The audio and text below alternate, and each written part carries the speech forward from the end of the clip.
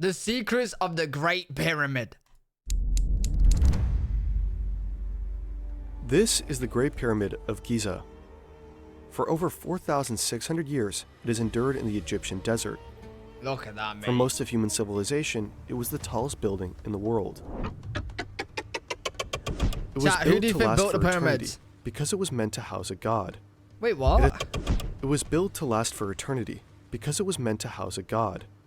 It has survived earthquakes, erosions, and wars. Countless plunderers, British explorers blasting their way in with dynamite, even Mr. What? Beast. Someone 4,500 years ago put this rock right here. The 2.3 million stone blocks, some with a mass of up That's to 50 mad. metric tons, make it one of the heaviest human-made objects of all time. How It's did also they built do with that, incredible precision. Its base is roughly the size of 7 New York City blocks and almost perfectly level.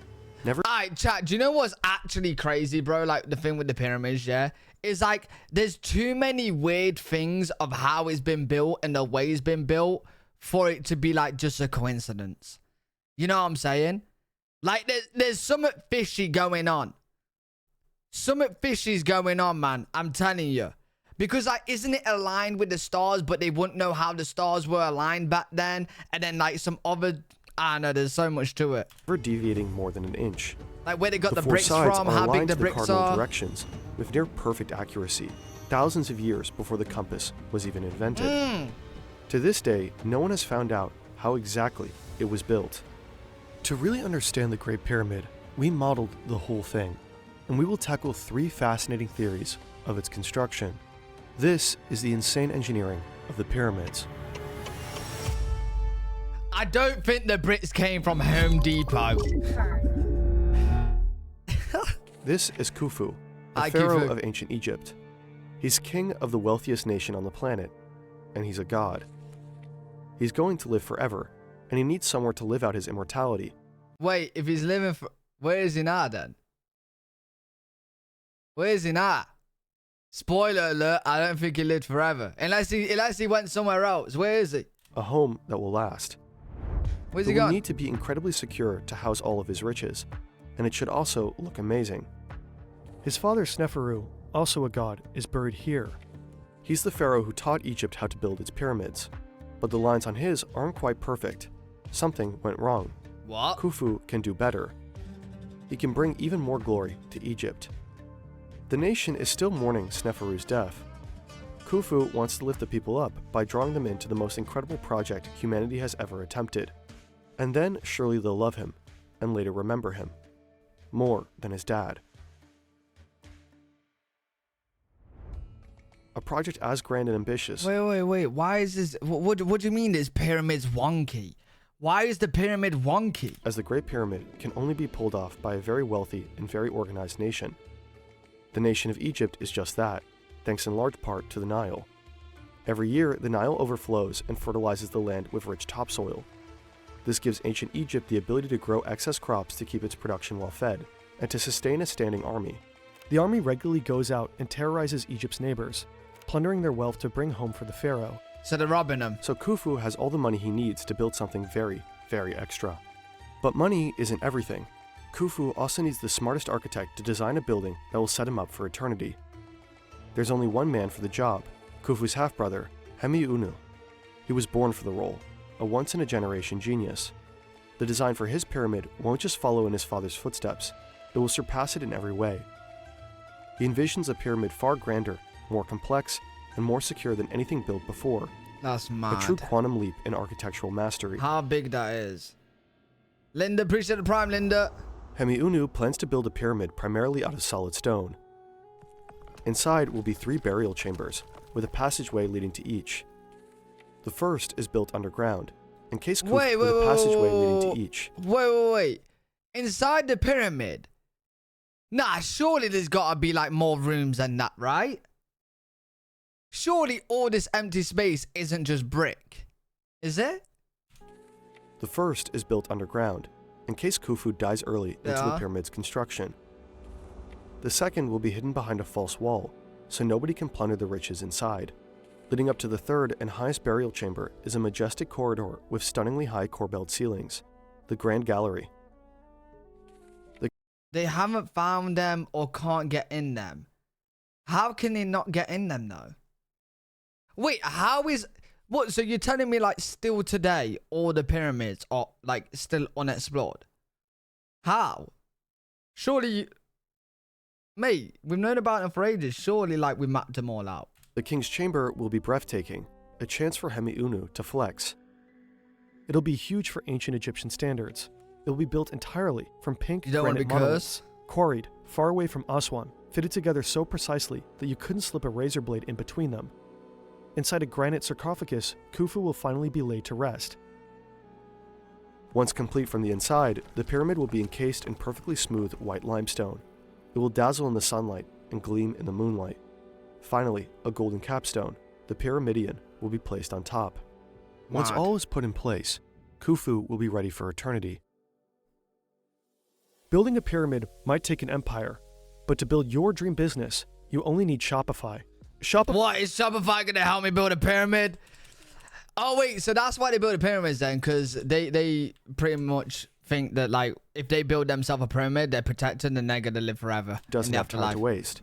The pyramid should be built as quickly as possible so that at least one of the burial chambers is ready before Khufu's mortal self dies. Hemiunu is aiming for a timeline of 20 years for the whole project.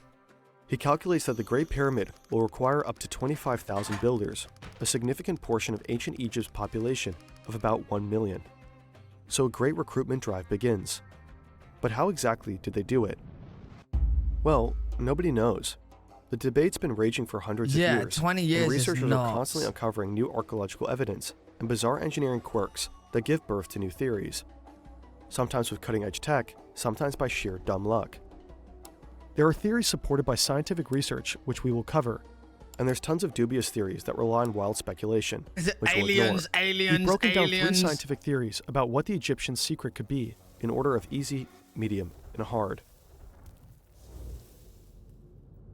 Imagine you and some coworkers have to hoist a block as heavy as a double-decker bus, 130 meters Yeah, we ain't into doing the that, air. mate. The only tools your boss gives you are some rope, some wood, and some rubble. No, I just don't get it. I don't understand how back then they was able to lift these big blocks and build this.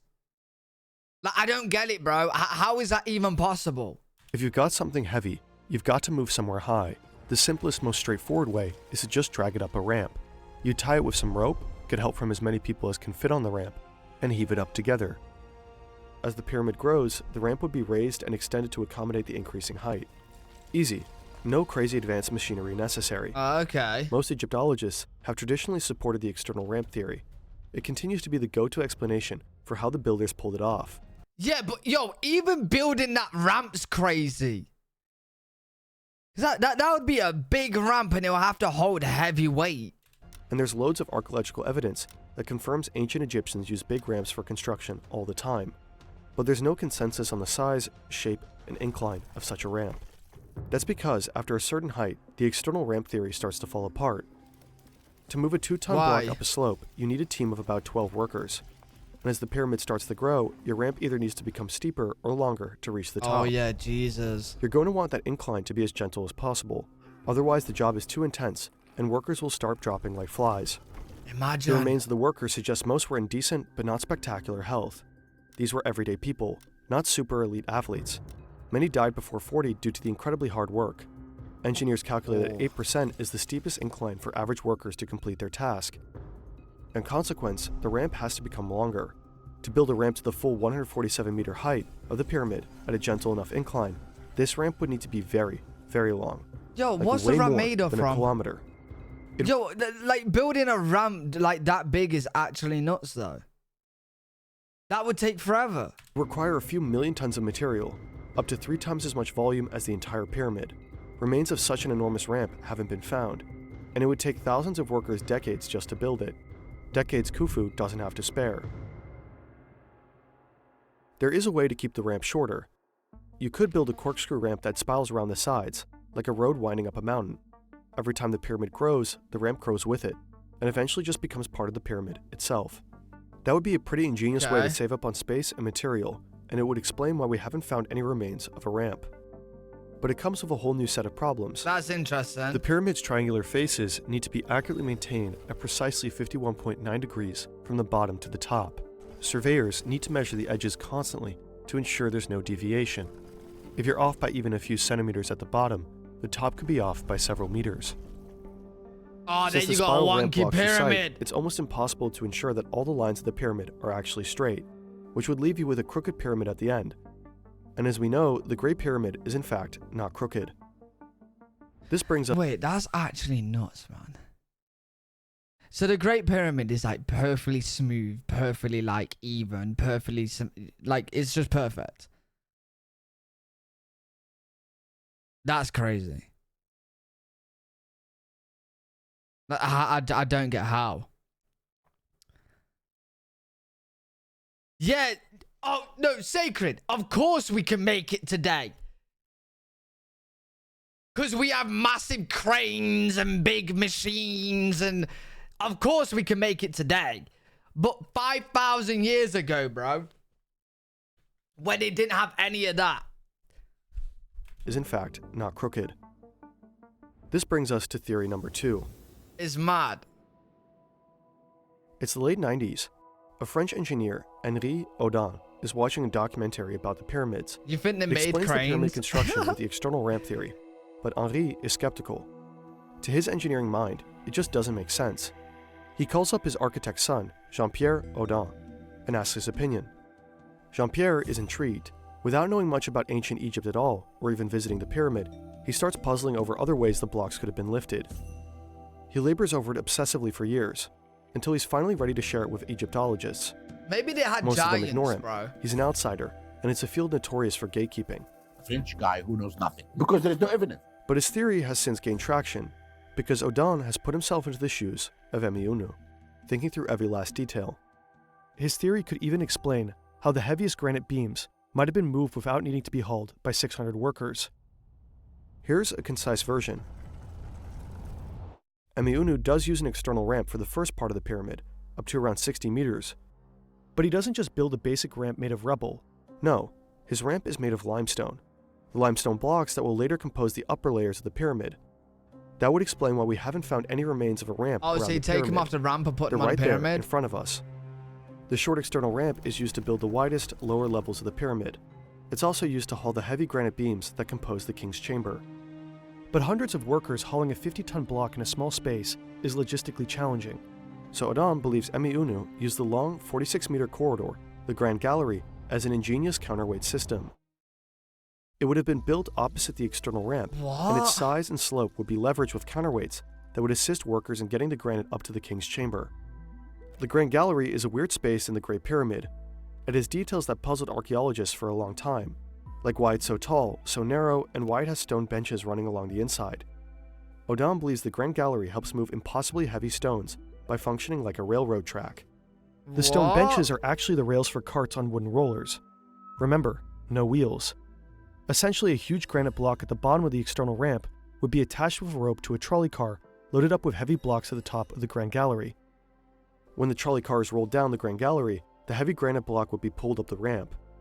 Hey, There's that's even evidence of scuffing from the smart. repeated impact of something heavy in the Yo, that is very, very smart, actually. And they've got a corridor like this in the Egyptian pyramid. That's smart. So it's pretty much pulling it up itself to this layer. But then it's still got to build the rest, though, like. But that does make sense. ramp. There's even evidence of scuffing from the repeated impact of something heavy in the Grand Gallery. So it's a possible explanation of what this unique corridor was used for. Probably was, then. Once the heavy granite beams are in place, the external ramp has served its purpose. Now, the pyramid is too tall for it to be practical, so the builders switch things up. Yeah, so what do they now? They dismantle the external ramp and use its blocks to start building the rest of the pyramid from the inside out, with an internal ramp, kind of like the driveway spiraling up inside a parking garage. This second ramp would have been built from the bottom up, with an incline of about 7%. It would go straight up until it hits one of the pyramid sides, where it would make a sharp left continue up another side at the same incline. The ramp continues zigzagging up the pyramid, with the flights of the ramp getting shorter as the pyramid narrows.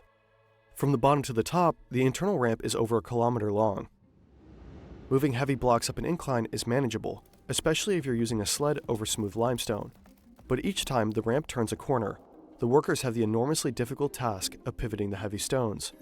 Odon calculates the ramp had to be less than 3 meters wide. Yo, anybody else? Is anyone else getting tired from just watching them pick up that brick?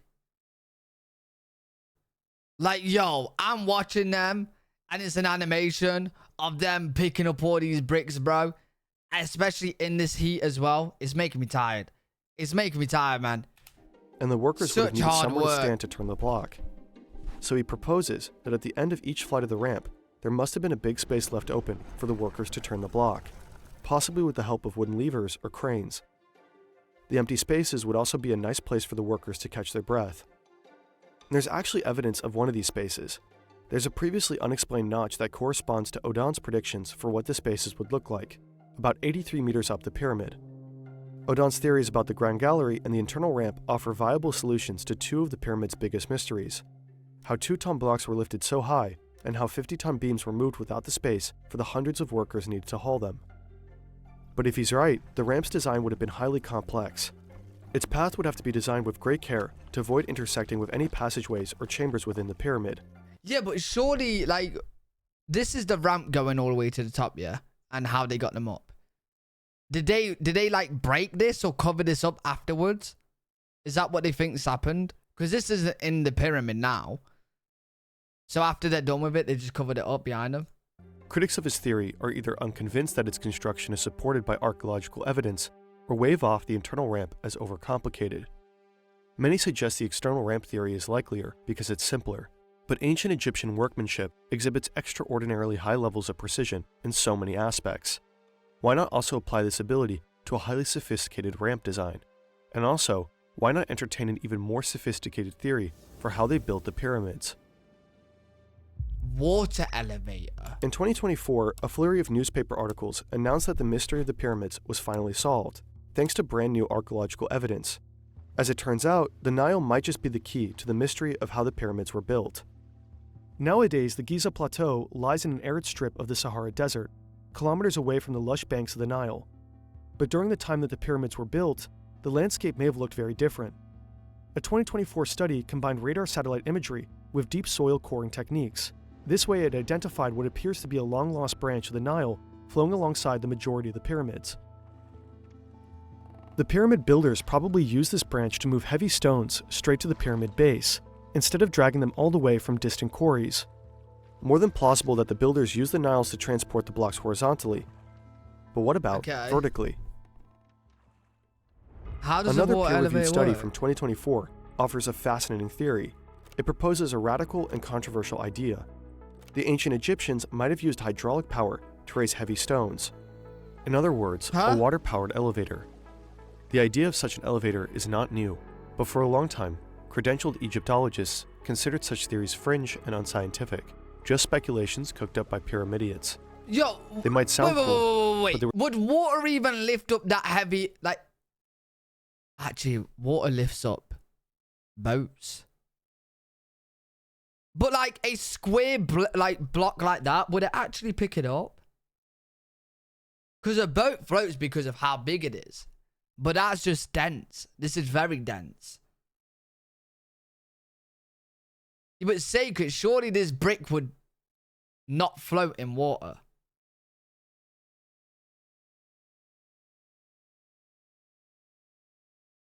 Yeah, but an aircraft carrier is designed to float. Like, it's big and it's like round at the bottom.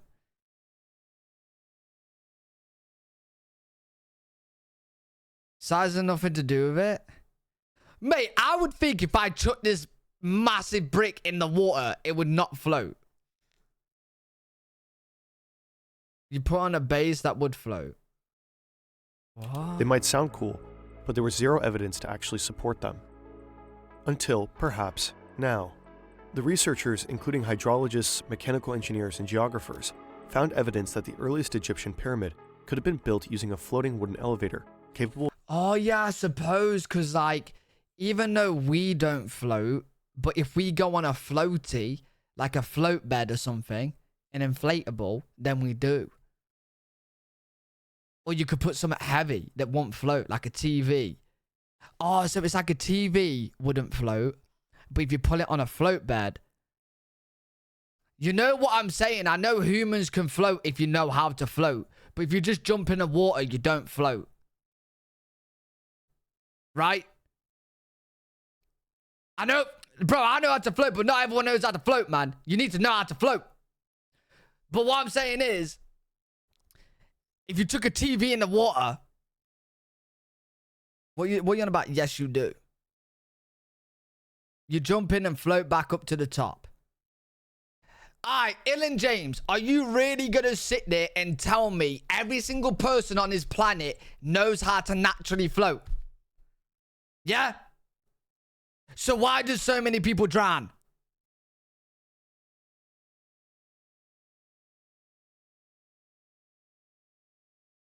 If you don't know how to float, then you can't float.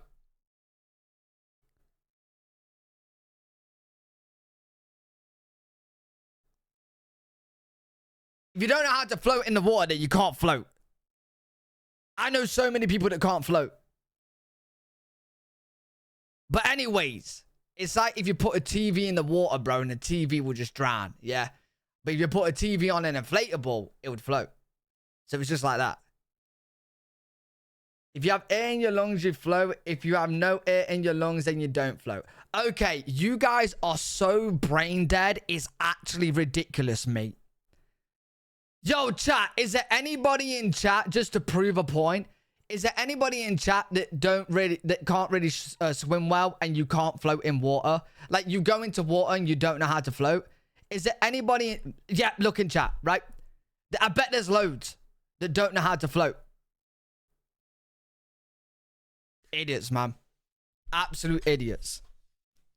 It's not even panicking. They just don't know how to relax their body. Like, to float, you have to relax. You have to just relax. But I know loads of people that don't know how to float. And if you don't know how to float, then you're just going to sink. Of raising heavy stones with far less human labor.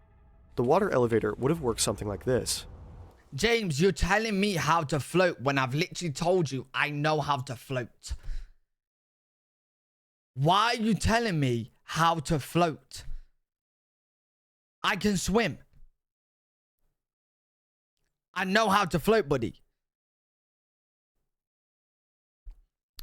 I'm just saying there's people that don't know how to float. I see it all the time. And they just go down. They can't do it. Rainfall and floodwater would be collected into a nearby structure that functions as a dam. A system of underground conduits guides that water into a shaft running from underneath the pyramid up through its central axis. Take a shot for every word float. This internal shaft is where all the upward movement is generated. Within the shaft, floating on the water's surface, is a heavy wooden platform, which workers would load up with heavy stones from the ground level. Then they'd open and close valves near the bottom of the shaft, which would feed in or drain out the water.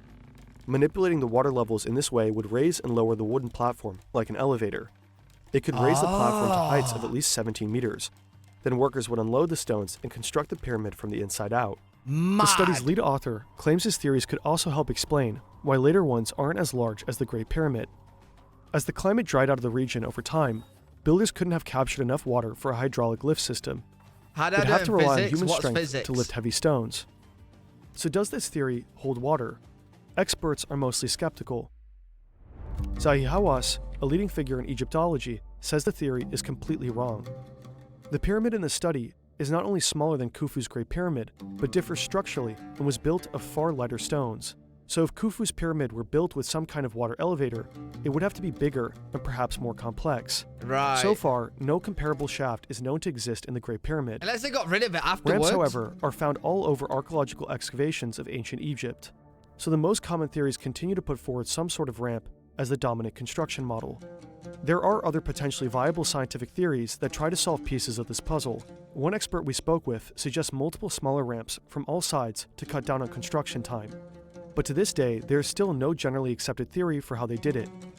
In any case, it's good to be wary of all the claims coming out about finally solving the mystery.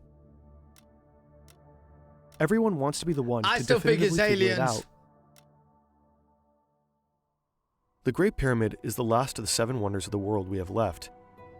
It's so old, even Cleopatra considered it ancient.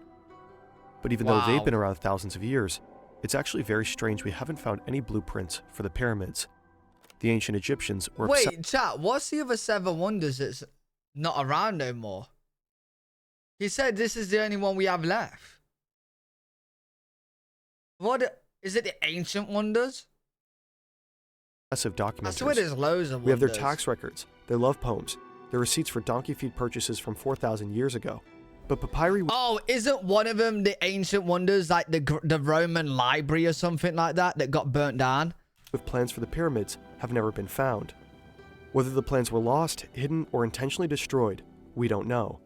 But what we do know, and what science might be at the brink of confirming, is already very incredible. Great Library at In Alexandria. 2017, scientists discovered a mysterious void in the Great Pyramid using cutting-edge particle physics. Researchers have yet to access these spaces. Some archaeologists believe the big void isn't so mysterious, that it's probably just structural, built as a stress-relieving spaces so the inner chambers wouldn't collapse. Some believe it helped refine Udon's theory of the Grand Gallery counterweight system. Others, including Egypt's top archaeologist, Zahi Hawass, suggest the void might be Khufu's real burial chamber. Because that's the other great unsolved mystery of the pyramids. Where is he? Khufu's mummy and all of his treasures have never been found. What? Whatever it's for, the big void reveals there's a lot more investigation needed. Hey, you're telling me there's still like Egyptian treasure in the pyramids? Why have they not found it yet? How have they not found it yet? I'm gonna go find it. Fully understand the Great Pyramid. Why have they not found it yet? Surely it's not that hard to explore, right? Hidden passages. Yeah, but like, I know it's big, but like, it's not like we can discover it. You know what I mean?